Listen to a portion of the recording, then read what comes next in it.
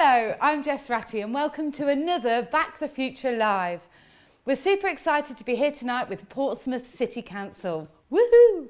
Back the Future is here to shine a spotlight on creative and innovative projects in a bid to challenge global issues, and tonight we're celebrating 3 epic projects who are tackling climate change from the very heart of Portsmouth. Now, if you don't know how these live events work, these 3 projects have been crowdfunding for 24 hours. A crowdfundathon? Yeah, sorry, we had to do it, if you will. And tonight their epic efforts come to an end and we get to see and celebrate the results. Now, our judging panel will be selecting the project that stands out the most to them. Then on top of that, on top of what they've already raised, our winner will receive an extra £5,000 of funding from Portsmouth City Council. And that's not all. The project in second place will receive an extra £3,000 towards making their idea a reality. And the third place will be going home with an extra £2,000 on top of what they've already received from their backers. So really, it's important to remember that everyone's a winner, and most importantly, so's the planet. Tonight, we're joined by some of the lovely backers from these projects. Hi, everyone. You can see me. I can see you. Wave. Whoop, whoop, whoop. That is awesome. And then just a final word from me before we crack on. Tonight's crowdfunding is just the start tackling climate change as we embark on a much, much larger mission to support great ideas and to make them happen. What's super exciting is that there's a further £30,000 of extra funding available from Portsmouth City Council for those who want to follow the lead of tonight's 3 hero projects. This is what we're calling the Back the Future Climate Challenge. So if you want to start your own project, all you need to do is go to the link that's on screen somewhere or in the description and in the live chats. Now, earlier on, we caught up with someone who knows firsthand the impact of Back the Future and the Back the Future Climate Challenge and what it's having on projects. So let's go and find out a little bit more. I'm so excited to be joined by Mallory Hass, who was the winner of the first ever live Back the Future event with the 1,000 Tyres project. Mallory, it's absolutely brilliant to have you here to kick off this live event. So, and we already know, you've been there, you've got the t-shirt, and I'd love to start by asking you a few questions about your journey with Back the Future Live. So can you tell us quite quickly about the 1,000 Tyre project itself? So our project was about, we found all of these tires on the bottom of Plymouth Sound when we were looking for shipwrecks, because the Ships Project is actually a maritime archaeology program. It was a community interest company, which I've now taken into like a more into a true company, and I've quit my full-time job to run this now, which is exciting. And we found all of these tires are looking for shipwrecks, and we thought we've seen them over the last 10 years, and we thought we didn't really know what to do with them, but we knew they were bad. And I thought I'd bring the idea to the climate change challenge and as a trial, the test pad, and it really kind of flew off the shelf. So now we're looking at how to expand this because we've got lots of volunteers. I mean, the thing that stands out for me there, Mallory, is you've quit your regular job to do this project, which started on Crowdfunder, had the support of the crowd and some extra council funding, and now you're making it into an actual business that's going to go out and do even more amazing stuff. I mean, that just absolutely, it thrills me, and I think you deserve it so much. You work so hard. Can you tell us a little bit about the actual experience of crowdfunding and how much did you raise? So the experience of crowdfunding was intimidating to begin with because I'd never done anything quite like that. Even our project had never done anything quite like that. So I was worried in the beginning that we weren't going to raise enough money and then lose a portion or all of it along the way. But it turns out that we raised way more than we thought, and we ended up raising about $35,000. To start off the whole project and to get things rolling and to get the skips and the tires and the divers trained and all of this stuff, and to start up Turn the Ships project that was just kind of a, it was just a nonprofit, and the idea that it was a community thing that we did into like a full-fledged company.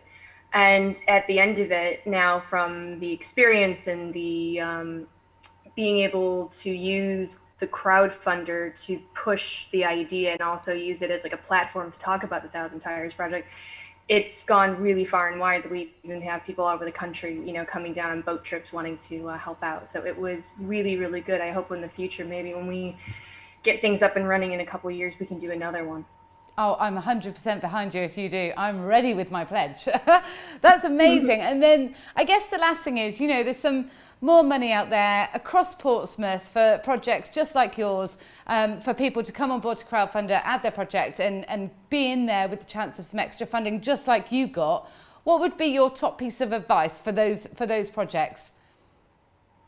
The one thing I did is I reached out to every councillor that was within Plymouth. I sent them personal emails to see what we were doing, because some of them weren't aware of the climate change challenge. And I ended up getting, you know, a couple hundred here and a couple hundred there, and it just kind of put us over the line for that. But it also gave me an opening conversation to people in the industry that would then see other funding available and kind of point me in that direction. It was really the best thing about the crowdfunder was becoming a conduit for people to help us, and also for us to help other people, like recycling GRP boats. That wasn't really something we were thinking about in the beginning, but now because we're in the recycling scheme, we can't just bring up the tires and like, you know, put them into landfill. We have to recycle them responsibly. I think you are just an incredible poster girl. What you've done and what you've achieved and what you're going to go on to do even more of it is, wow. I'm in awe. Well, thank you so much for your time. I really appreciate it, and keep on fishing tires because you're changing the world, and that's brilliant.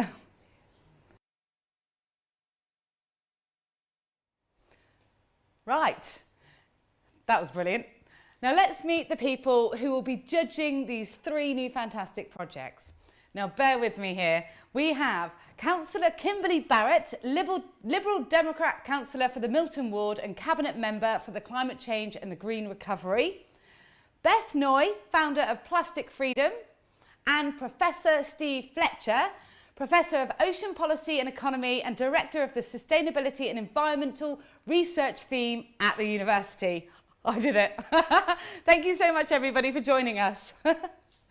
Right, we're going to start with Councillor Barrett. Can you tell us a little bit about yourself, your role in the council, and what you're looking for in these 3 brilliant projects?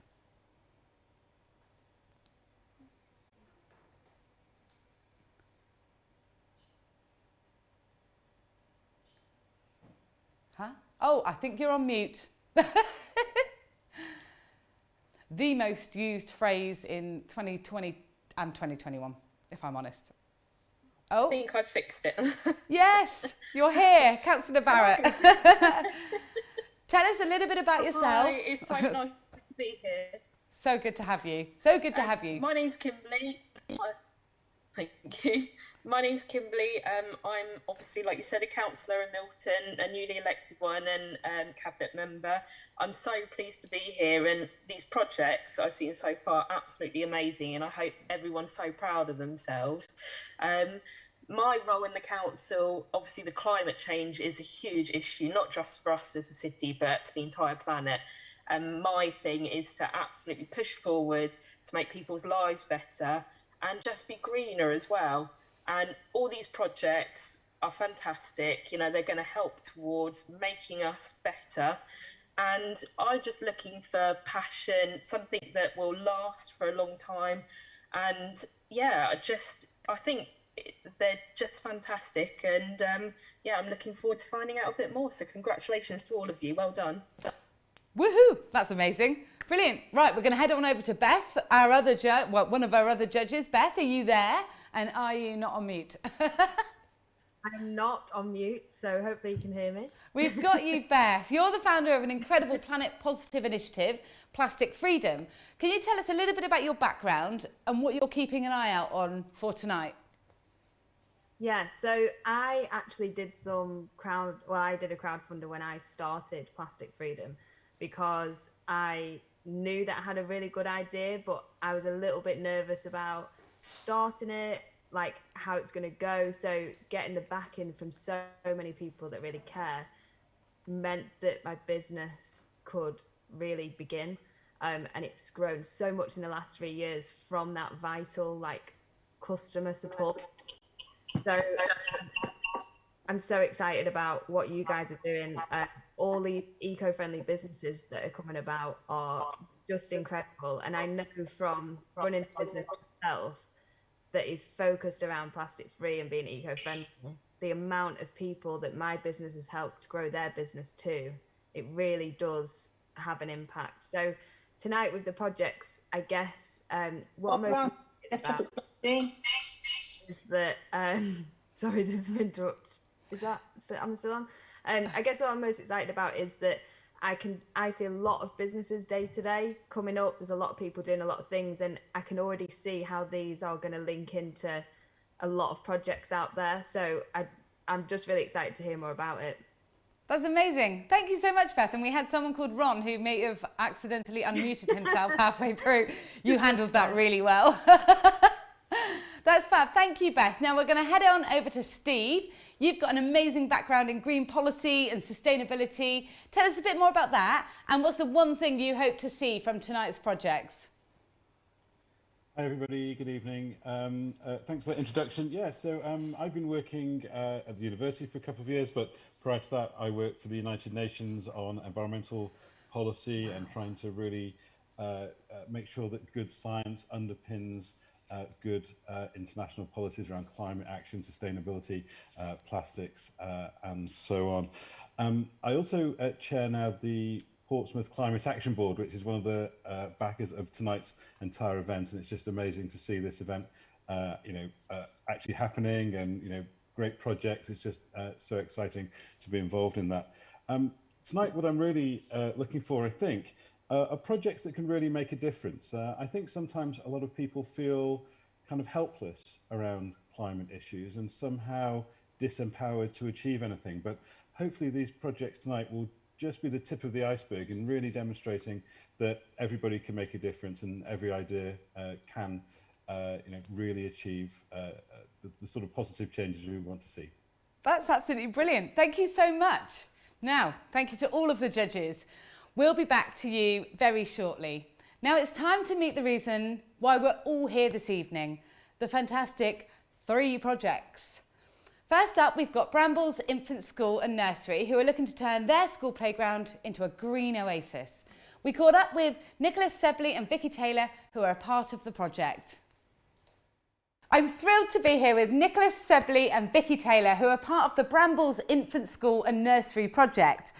Vicky and Nicholas, can you tell us what brought this project about? How did it get started? I think it started with a call to arms because our garden area was in such a sad state, and we really wanted to improve the environment for the children, and it started from there. Amazing. Tell us a little bit about the crowdfund, what it is you're asking people to do. So we've been asking for people to contribute, get involved, and not only make pledges, but also get behind our project. We've had some amazing responses, people so positive about what we're trying to do and green our playground area, which at the moment is a concrete jungle. Wow, that's brilliant. It's such a great community project, and sort of the real importance about connecting children to nature. And do you think that these things are key in the fight against climate change? How does it connect young people with that fight and the battle that we're all facing? If you're in touch with something and you see it regularly, and in touch with the natural world, and you see it bloom and blossom in the spring, and you see it provide fruit in the autumn, and that brings birds and butterflies, then you start to build a relationship with it. And that's what we want. We want the kids to have a positive relationship with the natural world, and develop a sort of passion to protect it. I think that's brilliant. I'm a massive horticulturalist and gardening lover myself, so I'm all over this. I love it. And thank you so much for your time. Is there anything that you would, the one thing, if you were going to speak to the 3 judges right now and tell them about your project and maybe inspire them to, understand a little bit more, what would that be? You can speak to the judges now. I think this is definitely about educating our children, and through your children reaching the wider community, getting families involved. I think I said in our pitch somewhere that it doesn't matter if you're going to got a window box or you want to start an allotment plot. This is the seed. We've got children from 0 to 7, so this is where we really want to plant that seed, that love for nature, that care for the environment, give them those basic skills that they can share with their family and really get on board and really get Portsmouth green. That's amazing. Nicholas, do you have anything to add to that for the judges? There's so many boxes this ticks. It's children, but also it's air quality, improving the air quality. Portsmouth's got a problem with air quality, and it's sequestering carbon, it's boosting biodiversity.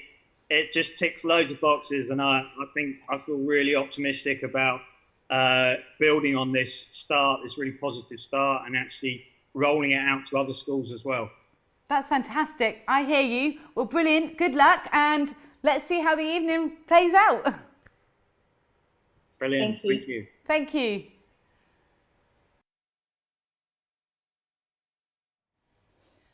And we're very lucky because we've got Vicky and Nicholas here now. Well, guys, are you here? There you are. I can see you. What a great project, and it's so needed. Now, before we catch up with one of your backers, Nicholas, can you tell us in 30 seconds how you found the last 24 hours of crowdfunding? Oh, you need to unmute yourself. Hi, thank you, yeah. Yeah, quite sort of both nerve-wracking and sort of strangely addictive. Seeing the kind of total rise is like, wow, and it's difficult to go to bed at some point, but yeah, it was great. It was brilliant. Brilliant. Well, I know that feeling well, actually, having been a part of several crowdfunding projects. Now, we're going to head on over to speak to Andy Ames, who's a supporter of your project. So, Andy, are you there? And can you tell us a little bit about what drew you to this project and how you're feeling about everything? I don't think actually Andy didn't manage to make the call. Oh. We've got Martin. We've got Martin, who is he's a gardening author and journalist. Well, and he is a major part of our project. So I was wondering if perhaps he could take over. Yeah, do you know what? I think I may have heard something about this earlier on. So if Martin is around somewhere, can we grab him? I'm here in the ether. Yay, Martin. Sorry. Basically, it's my bad. I just called you Andy instead of Martin. We all knew, you know. That's fine. I've been called worse. Yeah. Amazing. Tell us a little bit about what your support is for this brilliant project and why. Well, I mean, I'm a professional garden writer and author, write for newspapers, magazines, written 10 books, including a few about gardening with children as well. So I heard about the project to kind of green the school. And I mean, I'm a Portsmouth resident or Southsea resident, so I live probably 5 minutes away from the school.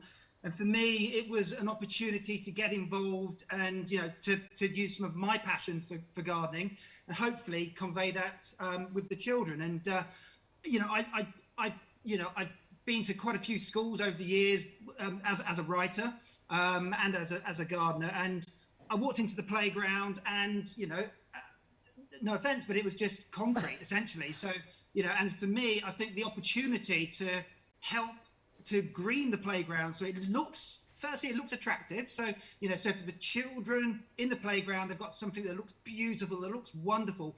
But, you know, we need to get that environmental message in there as well. And, you know, to have a wildlife hedge. So we've got a plan to have this absolutely really long, beautiful wildlife hedge created with native species like crab apples, hollies, field maples, plants like that. And, you know, I've I was lucky enough to grow up in the countryside, but I know for city kids, and I lived in London for a long time before moving here, they don't see the seasons. This gives children the opportunity to see the seasons. They can see the plants coming to flower in the spring. They can see the birds coming to the trees. They can see the fruit on the trees in the autumn. They'll see the leaves and the pollinators coming to the trees in the summer. And then they'll see the leaves turn colour and fall in the winter. So it gets kids connected with nature. They can see the seasons. But, you know, it's not just about that. We've got an idea for getting food into the school as well. And I think it's really important for children to know where food comes from. So, you know, my partner, she's a teacher, and she used to teach in London. And she was doing a project with the children on vegetables. And she asked one of the children, where the chips come from? And somebody said, from Iceland, meaning the supermarket. So you know, this gives an opportunity so children know where food comes from. Yeah. They know you can grow it as well. And what we're doing, the sustainability of this is massive, because the garden at the school itself will go on for generations and generations. So loads of children who come into school will benefit from it, but also the parents will benefit from it, the local community as well. Remember, a lot of people in this area don't have gardens. This gives them an opportunity to get involved. We want to get the community involved with it as well, and to maintain it, to help to look after it, to grow food as well. So there is so many benefits for it. So I think it's an absolutely cracking project that I'm very, very happy to sort of help out with and to be involved with. That's absolutely amazing. And I love it. No offence, but it's just concrete. Say it how it is, Martin. Absolutely brilliant. And your passion, it's just, you're just absolutely so vibrant about it. And I think that's also infectious. And you know what, this is why we're here, to work on projects that make a real difference to the community, the kids, the environment, the future generations. And thank you so much for coming on.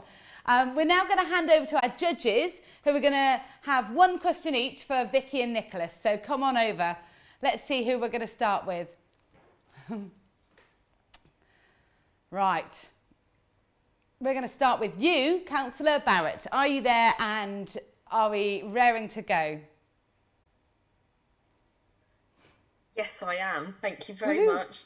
Like I said, amazing passion for all of it. So well done.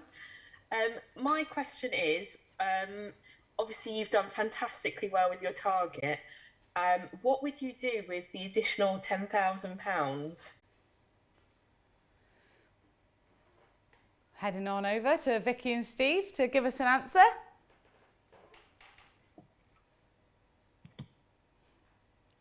Hi there. Thank you. We've got lots of great ideas. We started off really small, but it's growing and growing now that we've seen that we can actually raise this money. So I think we've been really talking about one of the real issues is training our staff so that they can pass on these skills for the generations. I think, Nick, have you got some other ideas? Yeah, so the main cost is training staff in forest schools, but also in early years as a sustainability certificate. And that's training staff in that, and there's a kind of passport they get, and it's £4 per child. So that's sort of going to be a rolling cost. But we've also had an idea to put lots of bird boxes and bat boxes with possibly webcams in, so that the children can actually watch birds nesting and stuff like that. So there's so much potential here. There's another idea also about a little polytunnel that we can grow seedlings in, and the kids can take it home, because we really want to get their parents involved. So it's important to get as many people involved as possible, get a kind of buy-in from the community and the parents. So also we need tools, and we need storage for tools. So there's a lot of costs. Yeah. Brilliant. Thank you so much. Right, we're going to head on over to Steve. What's your question? Yeah, hi. Amazing project, guys. Congratulations on meeting your target so far. My question is, what are the challenges of delivering this project? There have to be some difficulties. So what are the challenges that you see? I think it's always going to be a challenge getting the community on board, but that's something that we really want to do, just so that the project's sustainable. And you know, it's one thing having all these wonderful trees and plants and ideas, but we need community buy-in to really make it a long-term sustainable project. But I think, you know, as we're setting that we have children from 0 to 7, So hopefully, we've had some amazing comments from parents and all our supporters. So I really hope that they're going to get behind us and really, support us right the way as their child goes from in our Primrose room, where they're 6 months old, right through the school until, they're 7. And then hopefully they'll have siblings as well. This is amazing. Thank you so much. Now, Beth, you're looking for a plastic-free future. What would you like to know from these guys and the special sort of impacts that this is going to have for children growing up and generations to come? Yeah, so first of all, I just want to say this is amazing, because most of the messages I get are from children that are like opening their parents' eyes to issues and how to change it. So I just think this is like great. I live down in Cornwall, and to see kids here surrounded by nature and the sea, they really have an understanding, and a lot of the community do, for the issues surrounding plastic and the environment, because they're in it. So I really feel for kids that aren't surrounded by that. So I really like what you guys are doing. One question I wanted to ask was, have you thought about ways that, rather than, for example, buying like plastic pots for the things to grow in, how we could get the kids involved in upcycling things from home, like old guttering, little egg pots, that you get your egg cartons in and stuff like that, to plant in the ground, just things like that, to really make them realise that rubbish isn't rubbish and can be used in other ways. Brilliant. As part of our school, we have a set of values, and one of our values is respect. And we've been teaching, even in the nursery, we've been teaching sort of 3-4-year-olds about recycling. And, with our respect, we think about the environment with a big and a little e. So that's something that we're really trying to teach the children. We've got recycling bins. So, I think it's definitely something that we want to build into part of the curriculum. I'd like, if I could jump in. Yeah, I think also it was really, what we really want to do is make sure that the form and the content of what we're doing are congruent. So, for example, with the hedge, we don't want to strim it with a petrol strimmer. We want to do it either by hand or a battery powered one. So we want to make sure that everything we do is in alignment with that side of the sustainability agenda. So I think you're right. If we can avoid plastic pots, or if they're recycled one, I think we need to look at every area of what we're doing and make sure it's kind of in alignment. Well, that's amazing. Thank you so much. And thank you so much, judges. Next up, we are heading on to the Wake Up scheme, which is a deposit and return approach for hot beverages. Their plan is to provide Squiddy Wake Ups, I think I've said that right, these guys can correct me if I'm wrong, to a selection of coffee shops, reducing the use of single-use cups within the city. To tell us all about the project, I caught up earlier on with project owners Tom and Lexi, and someone very special. You'll find out.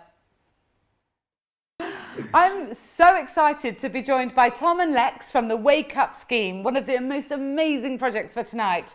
Hi Thomas, hi Lex, and Florence. Thank you so much for being here. We have a baby with us today. Thank you for having us.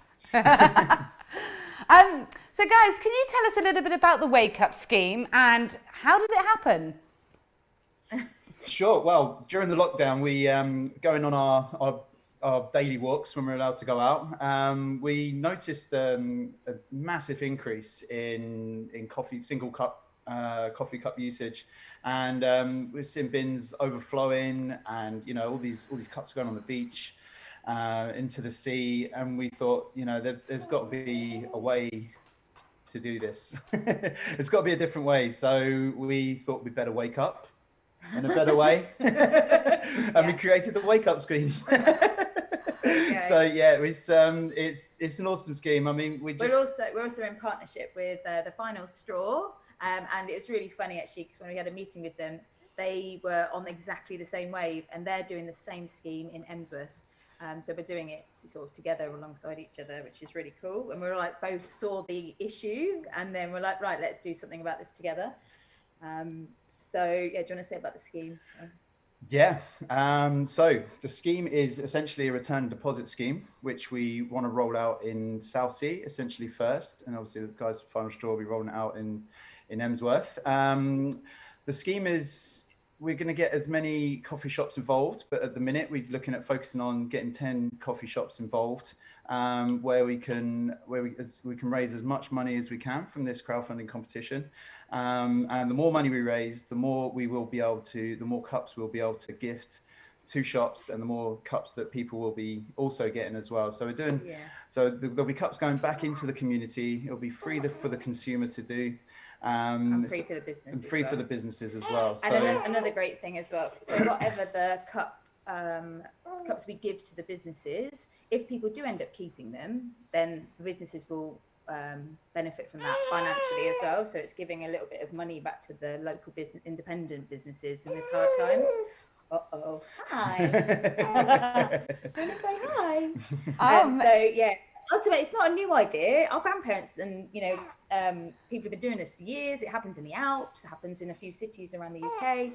They used to do it with Coca-Cola bottles and milk bottles and stuff in the olden days. So it's kind of like just going back to the old school, and we want to use Portsmouth as like a prime example. Yeah, and then try and roll this out to the rest of the UK. We don't want this to be just here locally. We really want to want this to be big. And whether that's just doing it through Scribner, or whether that's just using this as a template and then encouraging other cities to do the same. It's all going to be working on reducing that use of single-use plastic. So that's brilliant. And tell us a little bit about the cups themselves. So they plastic free. Where do you get the cups from? So they are basically designed them to be they're about 333 ml, and they represent your standard coffee cup, which you get from most shops. And they are basically, they've got a silicone lid and a barrier that goes around the actual cup, and they're made from bamboo and rice husk, and they will basically biodegrade within 1 to 2 years rather than 20 to 30 years, which your standard paper cup will and lid will disappear in. So even though maybe a lot of people think they're just paper, they've still got a little plastic membrane in there, which obviously keeps stops you from, when you're holding it, gets too hot. So and the fact is, there's the coffee culture is huge, and we really want to just be able to, if we can get people thinking slightly different way, and get into a habit of using reusables, and we can really sort of tackle the plastic problem we have here in Portsmouth. And I think that's it, because it's like the element of using one cup over lots and lots of little cups. That's the key. So, and there's loads of really good reusable cups in the city already, which is great to see in coffee shops. However, I mean, we're plastic conscious, but I forget to take my cup out all the time. Yeah. So having this as an option, as that deposit scheme, is a really good idea. So it's that, last minute coffee, that one that you aren't really planning, you can still make a conscious choice and be able to, be able to, I think it's brilliant. To be honest, it happened to me today. I went to get a coffee, forgot my cup, and was like, actually, it hurt my heart a little bit, because I was like, this is such a, do I not have the coffee? Like, am I at that level? We need you guys. Exactly. So if you went to the coffee shop, then you could just go in there, you can pay your deposit, you get the cup, and if we're circulating it around Portsmouth or wherever you live in the country, then you can go back, take it to another coffee shop and get your deposit back, and no single-use cups have been used. So that's the idea behind it. We just hit it right on the head there, I think. Absolutely brilliant. And it's always about the little changes that make a massive difference, and absolutely. And making people feel like they're actually a part of the solution and not continually adding to the problem. So you've now got an opportunity to speak to the judges, tell them anything about the Wake Up. You now have an opportunity to speak direct to the judges and tell them anything about the Wake Up scheme that you want, or a little piece of camera to leave our judges with some inspiration for this evening. You go. So I guess what I want to say is that this project's the first of many. So we want to really work towards Portsmouth's aim of making Portsmouth plastic free by 2030.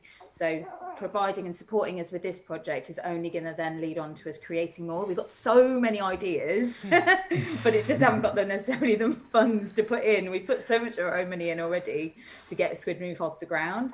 So yeah, that's please support us and help us make Portsmouth plastic free for 2030. Yeah, that's amazing. Yeah, we truly believe in this project, and we really think if everyone could just do the little bit, then we can really make a difference with this. So yeah. You guys are absolutely brilliant, and your enthusiasm is screaming through the screen at me. So I'm pretty sure it's for everyone else that's involved tonight. And thank you very much for your time. We will see you soon. Thank you for having us. Thank you for having us.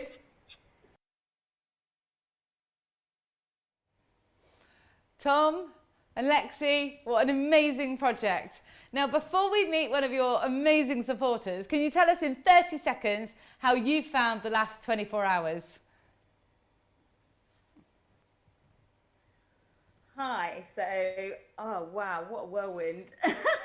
It's been a roller coaster of emotion, I'll be honest. 24 hours to put this out has been a challenge, but fun. Peaks and troughs. Feel really supported by our local community, which feels amazing. And I feel like I've learned and developed lots of social media skills, which I'm sure will be useful. But yeah, I'm feeling really excited and really positive, because actually, regardless of tonight's outcome, I know that we're going to be able to do something now, which is really cool. Oh, I just think that's brilliant. You know, and that's what it's all about. One of the guys in another event we did was like, you know what, everyone's a winner. And we were like, yeah, they are. Like, and you are too. And it's just going to be brilliant. Okay, well, that's fab. I'm glad it's been a roller coaster, highs and lows, also with a baby in tow, which is crazy. And now, is that, I thought that might be where he was. He's not done the local just yet. Brilliant. Well, now we're going to go and have a chat with Bianca, who's a backer of Wake Up. Bianca, are you there, and are you off mute? Yes, I'm here. I'm off mute. Can you hear me? Amazing. We've got you. Welcome. Thank you so much. And tell us a little bit. We've got you. We've got you. We're all in good form. There might be a slight delay, so when you stop, I'll leave it and talk. Tell me a little bit about what inspired you to back the Wake Up scheme. Well, as a plastic reducing charity ourselves, Final Straw Foundation, we have been looking for ways for the last sort of 3 to 4 years now on trying to cut back plastic. We met with Squid Moo over a year ago, and we both immediately knew that we were on the same page. We wanted to make a difference in this plastic world and try and cut back. We chatted for, did bits and bobs and chatted continuously through lockdown and chatted about how's your day been today, what's been happening. And every single time we spoke, fed up about the coffee cups. Every single walk we went on, it was everywhere. Every bin was overflowing. They were on street corners. They had all the nice conscious littering, and people would put them on the little posts and all sorts of places. It wasn't just on the floor by the bin. They're absolutely everywhere, in the sea, in the mill point, which is where I live in Emsworth. So we got together and said, we need to do something about this. So we knew for over a year that this was a project that we really needed to do, and just absolutely love linking up with it, and just think it's so important. We kind of shocked that we're not there already. The world is, just a massive coffee culture. That's not going anywhere. So we need to learn how to do this better and be more sustainable with it. You are brilliant. I just think it's fantastic. And also, crowdfunding doesn't just raise funds for specific projects. It brings people together in such a way that these multiple effects happen. And, we all know that we've got a battle on our hands. And that word, conscious littering, I've never heard it, but it's so true, isn't it? Like somebody just I'll just put it there for someone else to pick it up. What, who, and why are you using it in the first place? Well, thank you. Sorry, tangent. Now we're going to go and bring you guys to our judges to ask Lexi and Tom, if he's back from the local, joking, their burning questions. Now, Beth, this project simply must resonate with you. And what would you like to know about Wake Up? So yeah, absolutely love this idea, because one thing that springs to mind is all the bars, for example, as well, that at the moment are using plastic cups whenever you want to drink outside or do anything like that. So I can see there's a lot of expansion for this. So my question to you guys is, have you thought about how this could work? So for example, me running Plastic Freedom, how I could potentially buy this and sell it on to a lot of places to kind of help you guys out, if that makes sense. So rather than going individually to coffee shops, how you can get in touch with bigger companies to help spread this message a lot faster. Brilliant question. Over to you guys. Thank you. Yeah, that is a really good point. And I'll be brutally honest, we haven't thought about the big business element yet. We've been really honing in on independents and the small businesses to support them to start. And that does not mean that we would not want to attempt to work alongside them. I think we're starting small and then working up. But yeah, just imagine if Wetherspoons or Costa and all of the big names were doing this scheme, and the impact that would create. That would be amazing. And I'll definitely be open for the conversation to be able to work with you or with others to be able to make that happen for sure. And I'll problem solve it. Yeah, we can easily do this. We do the same template as you would with the independents, but it's just getting the contacts, really, isn't it? It's getting the contacts to be able to get into those big businesses and the big brands. I love this. Cool, thank you. I feel like I'm a fly on the wall of a business meeting already. It's brilliant. This is the thing though, that you see these things happen all the time. There's so many businesses around me that literally it's like they don't understand the amount of waste that's being produced. So if you've got someone that's going, look, we can do the deposit scheme and you don't have to get it all sorted yourself, we've got it sorted for you. It just makes it easy, and everyone that wants to reduce waste needs it to be easy.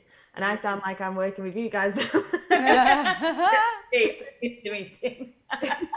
We should get one of the three of us with one straw, and we'll love it. Yeah, we can bottom it out between the three of us. I'm coming. Yeah, can I just say as well, Lex, that we were talking about earlier and how we believe that going small at the beginning, we were going to kind of use it as our first bit before we then spread it out. So we're going to try and hone it and get it perfect, and then we're going to go bigger.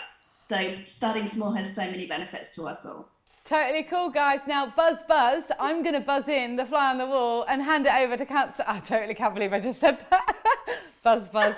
Councillor Barrett, do you have a question for Tom and Lexi? Well, Lexi, sorry, I keep saying Tom as well. He's in our hearts. No, once again, absolutely fantastic project. Can totally sympathise as well, because my husband and me, whenever we're out, we've got reusable cups and stuff. We always leave them at home. We're terrible. So I think something like this is absolutely fantastic. My question, when I was looking at your crowdfunder, you were talking about an application process for cafes and things like that. I was just wondering if you could expand a bit more about that, because I thought that was quite interesting.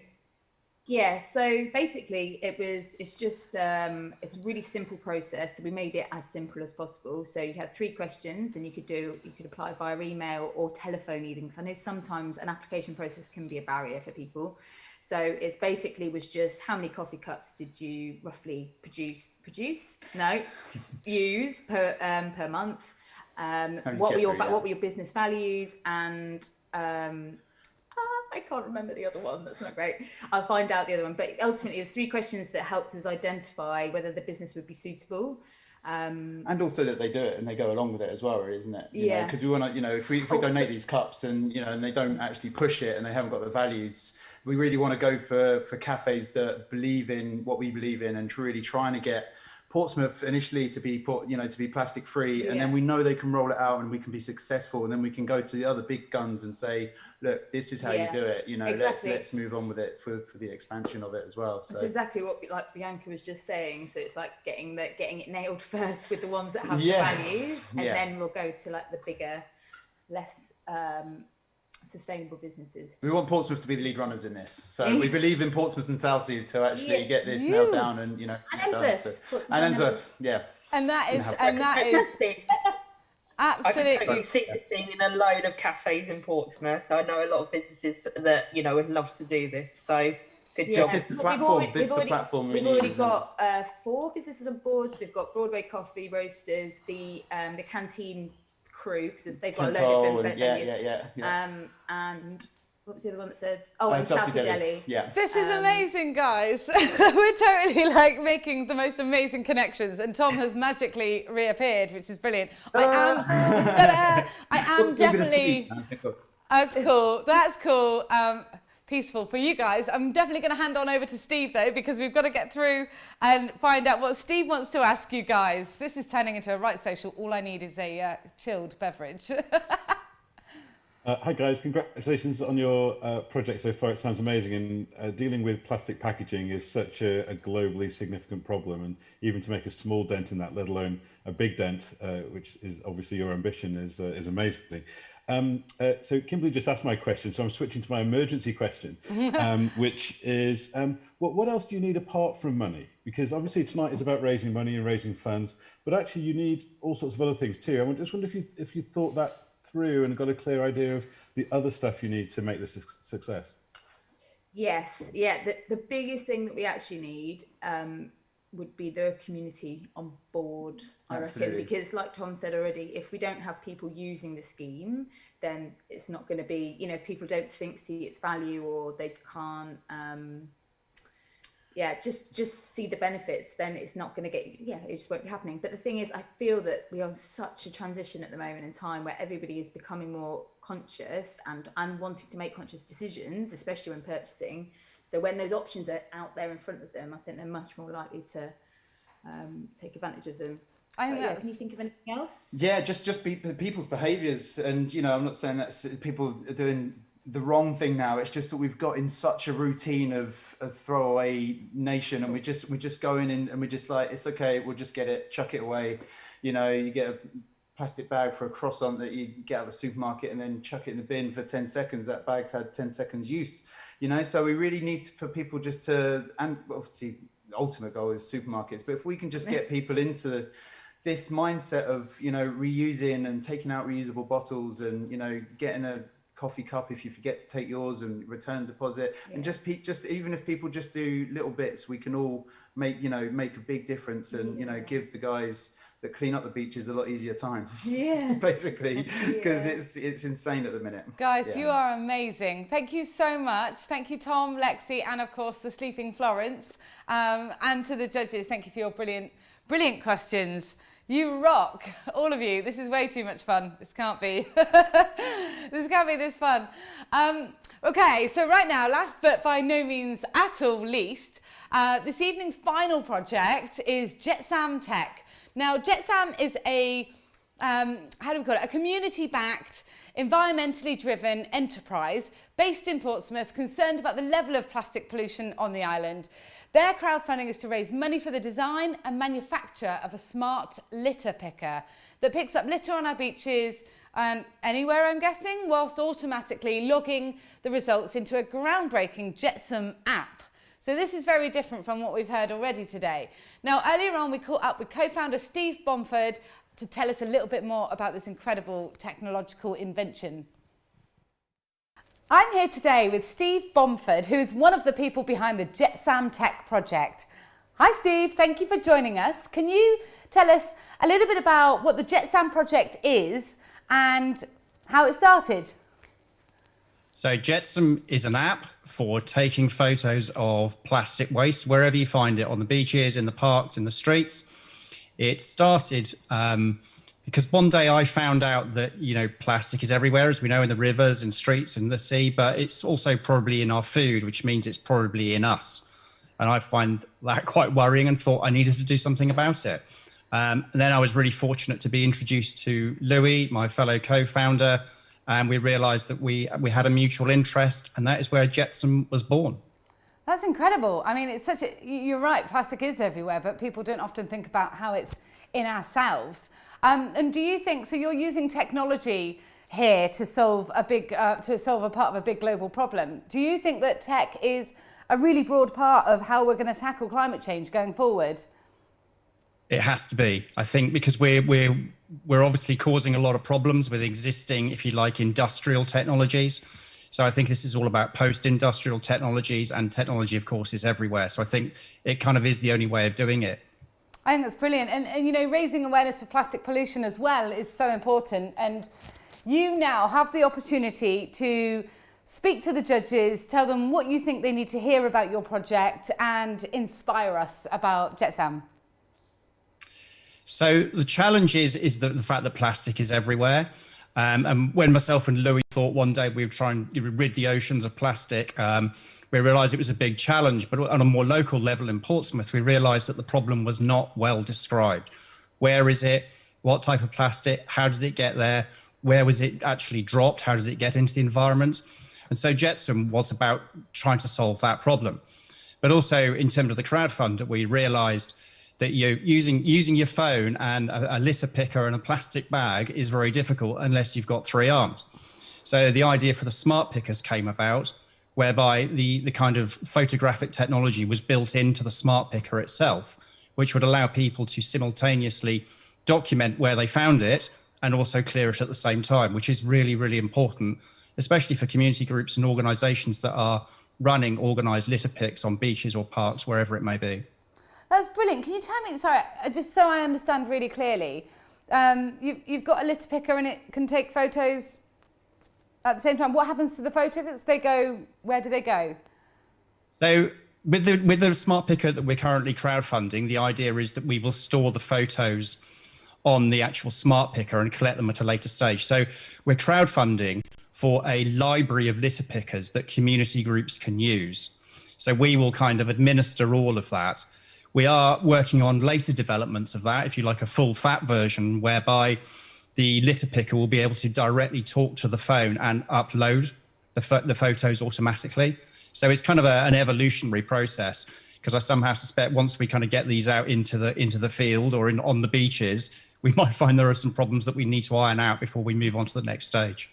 I just think this is brilliant. You're literally putting the power of litter picking into the hands of the people that are out there trying to tackle this problem, and then connecting that with the wider society in the long term using tech. I mean, absolutely fab. Yeah, so the problem you've got is that people will clear this litter. You know, businesses and organisations clear litter, and it's kind of measured very much in, well, we found X number of tonnes.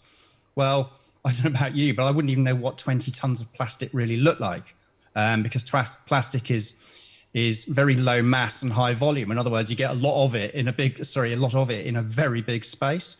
So if we're able to actually document the point it was found, you can then try and do something about it.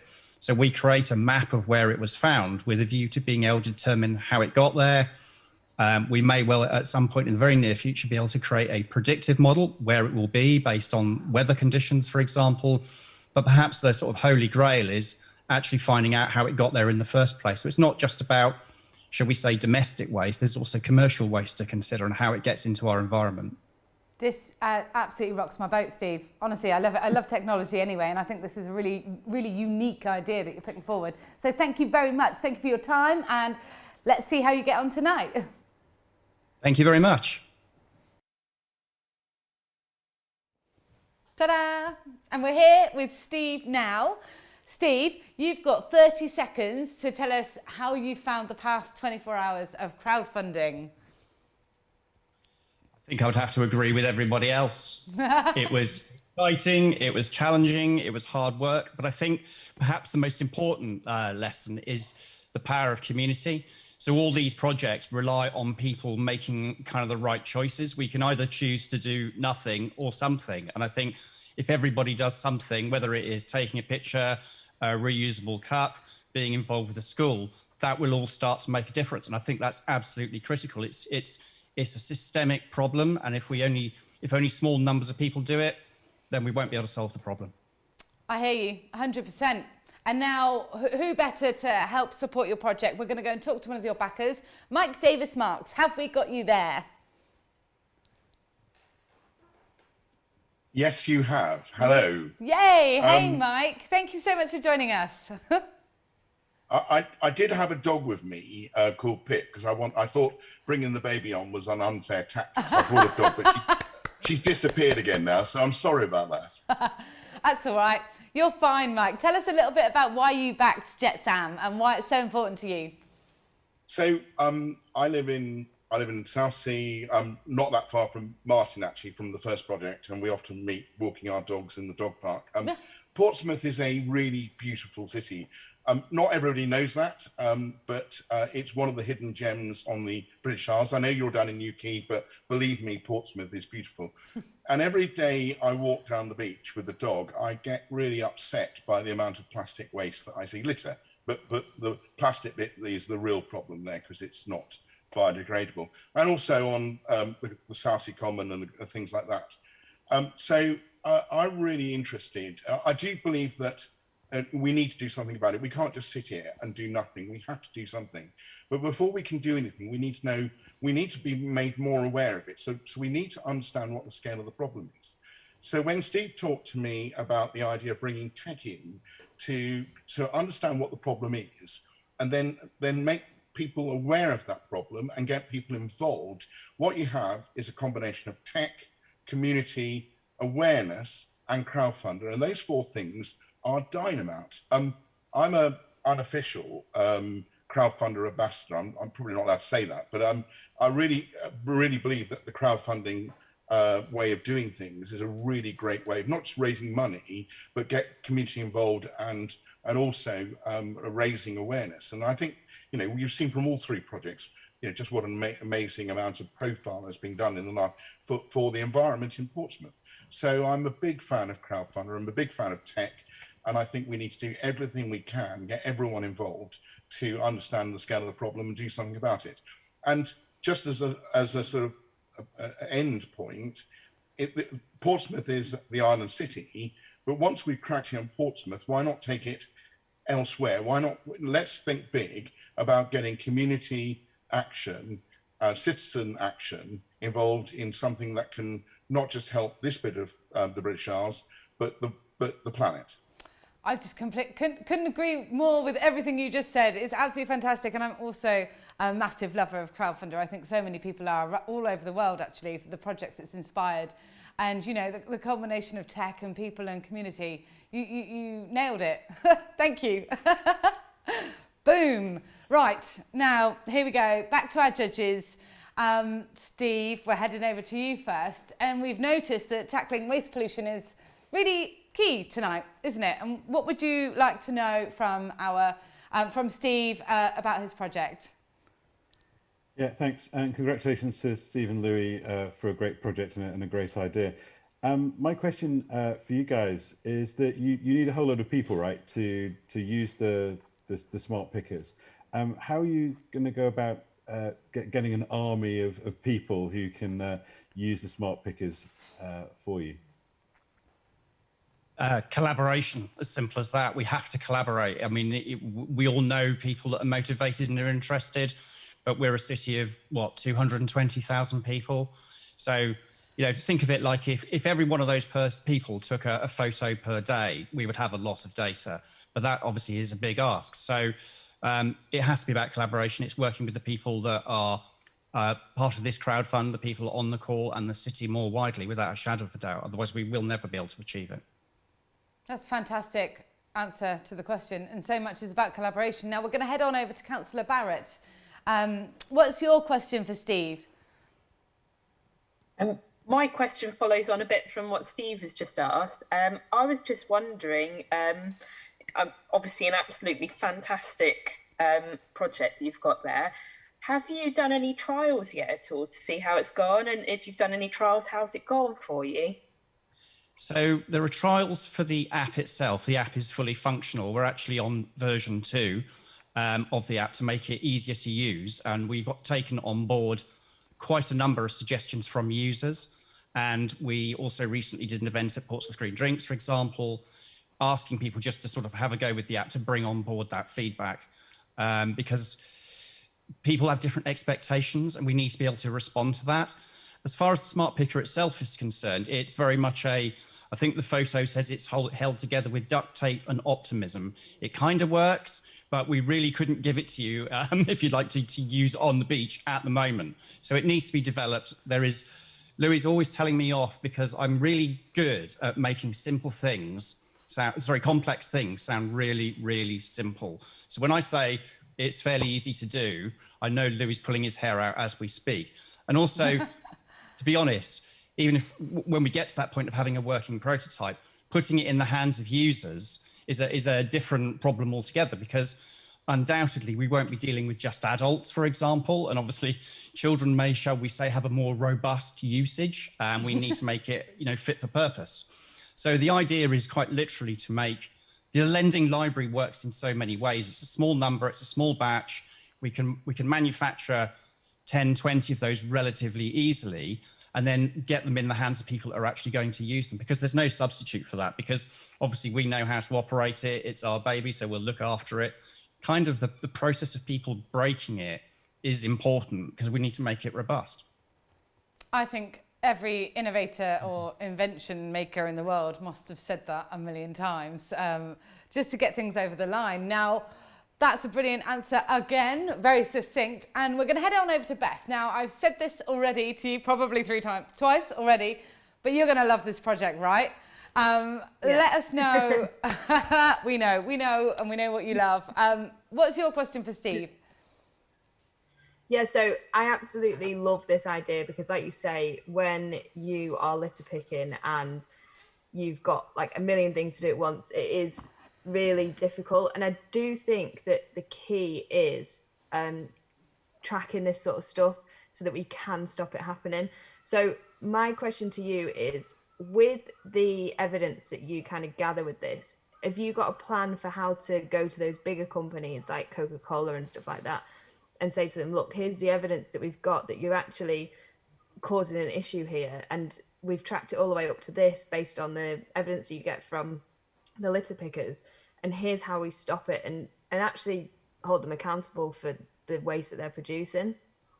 So the key is to collect the data, because without that, nothing works.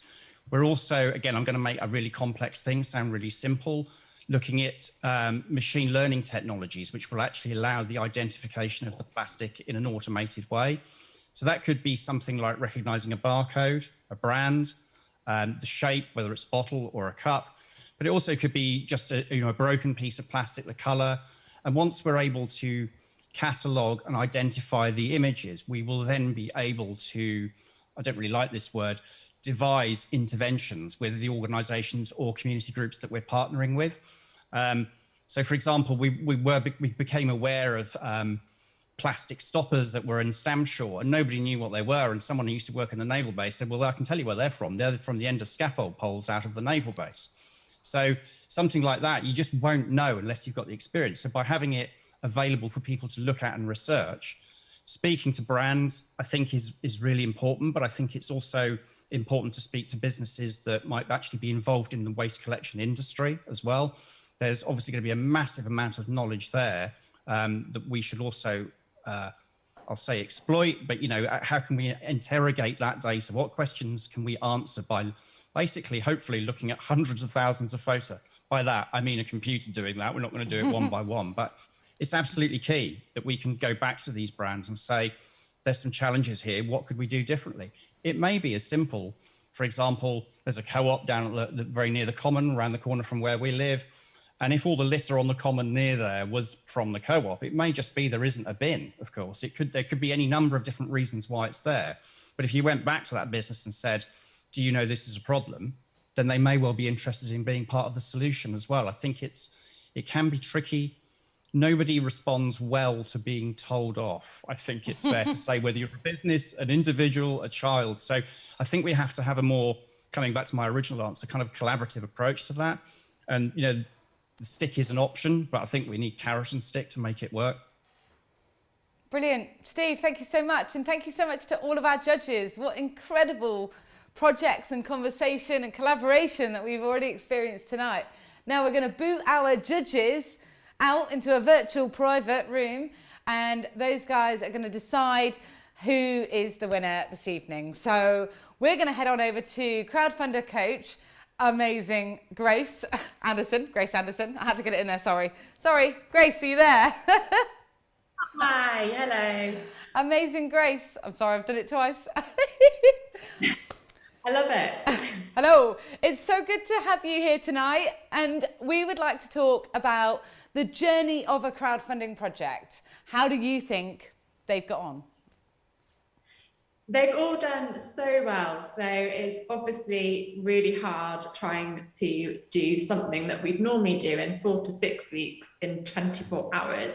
So we normally would have a lot more time to plan, and then we'd have 4 to 6 weeks of being live to try and reach these fundraising targets. And these guys have done it in 24 hours, which is absolutely amazing. They've all been kind of working alongside their day jobs. Tom and Lex have got a baby. Like, they've just done so much work, and they've been putting the message out there as much as they can. They've been on social media, they've been on the phones, they've been WhatsApping everyone that they can think of, and it's obviously paid off because they've done amazingly well. That's fantastic, and it's such hard work to crowdfund as well. You know, there's so many different things. You'd know more than anyone that there's so many different things to think about when you're launching a campaign. And what do you think makes, you know, generally we're looking for other people to come to us with their brilliant ideas across Portsmouth. What do you need to say to them? What makes a really successful project? So in terms of a successful project, there's probably 3 key things that you need to do. One of them is planning. Crowdfunding takes a lot of planning. You need to think about what you're going to be doing every day for the time that your project is live. You need to be creating a video. You need to be writing things for your project page. And it does take a lot of work, so just something to bear in mind. Don't want to put you off, but it does take a lot of kind of like that phase.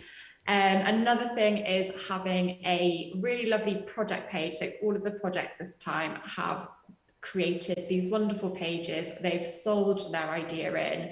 They've got a video, they've got images, they've got headings. They've just made their project pages look great. We can share those with you. So if you are feeling inspired, you can have a look at them. And then finally, you need to think about your network. So your crowdfunding relies on a network of people. You need to reach out to lots of people to pledge small amounts that build up to help you reach your fundraising target. So all of these things are things that we would want you to think about when you're crowdfunding.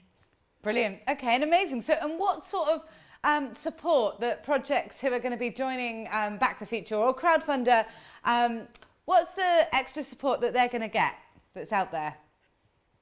So, Portsmouth City Council are offering 10 successful projects the chance to win a share of £30,000. So all you need to do is follow the link that should be in the YouTube comments. If you're watching this live or if you're watching it back, have a look in the comments and we will link you to it.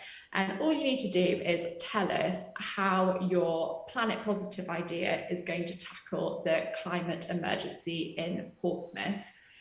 And then 10 successful projects will be coached by myself, and you can win up to £5,000 in match funding from the council. So you need to raise £5,000 from your crowdfunder, and you get the chance to get £5,000 in match funding from the council. Wow. I mean, that's so much support, and it's so brilliant, and it's so exciting. Oh, and I bet you the 3 projects that we've got tonight already know 10 other projects each, because they're so interconnected and they've been talking already so much between each other's, and they know each other as well by the sounds of it. There's things going on. So everybody, you've seen what can be done in 24 hours. Imagine what you could do with 4 to 6 weeks and a portion of that £30,000 towards your crowdfunding idea. So now's the time to go to, I'm going to do this, crowdfunder.co.uk/backthefuture/Portsmouth. I know it's probably on the screen. I just definitely wanted to do that. Now, this is not an uncommon occurrence, but it seems to me that our judges are having an argument. No, I'm joking. They're taking longer to deliberate. The projects are so hot tonight and they need a little bit more time. So Do we have any questions from any of the audience? Anyone who's out there? Any questions for Grace from Crowdfunder, or for me? I used to get involved in loads of crowdfunding projects. Or anyone? Any questions for any of our projects? I've got a question. Can you hear me? Squid move, Lex. I can hear you. I don't know who you are though. Wave at me. Squid move, Lex. Woo! Hi.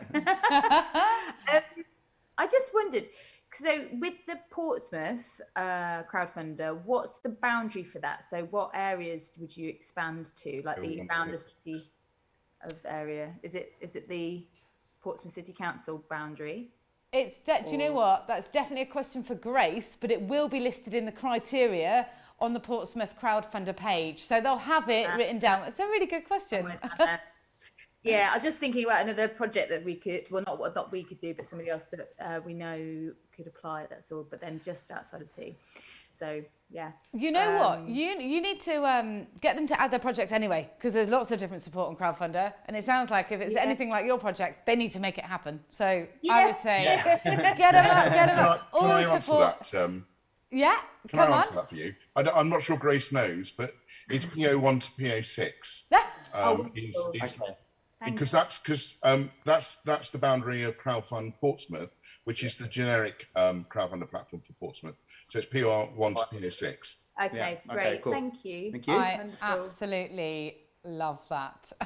And I wanted to say one more thing as well. How weird is it watching yourself speaking and then watching yourself on a screen? I mean, you got to sympathise with me here, because you guys are here, you're here, and I'm talking to you there.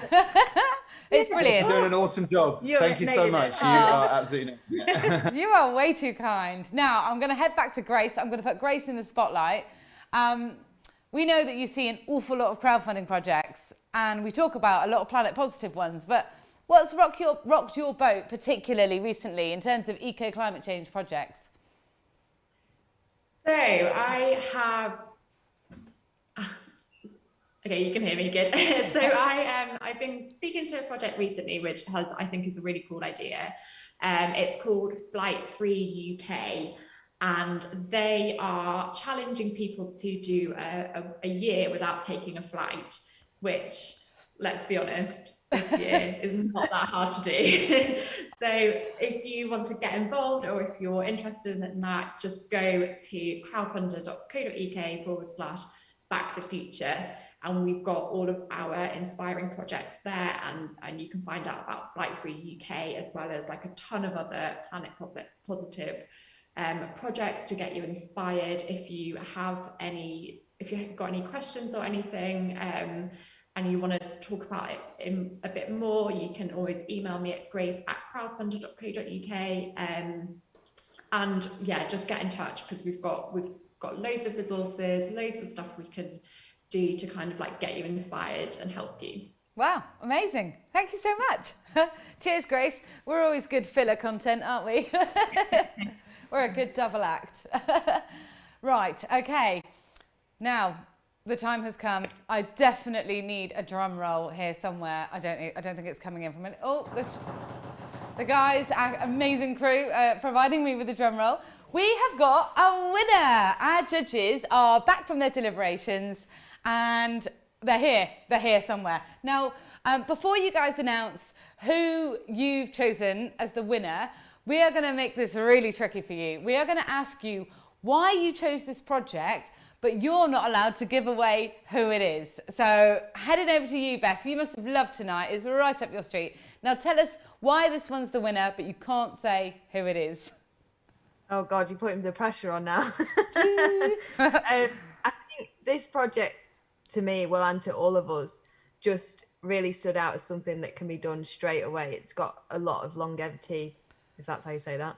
And it's massively scalable to change a lot of people's lives and change the way things are done from...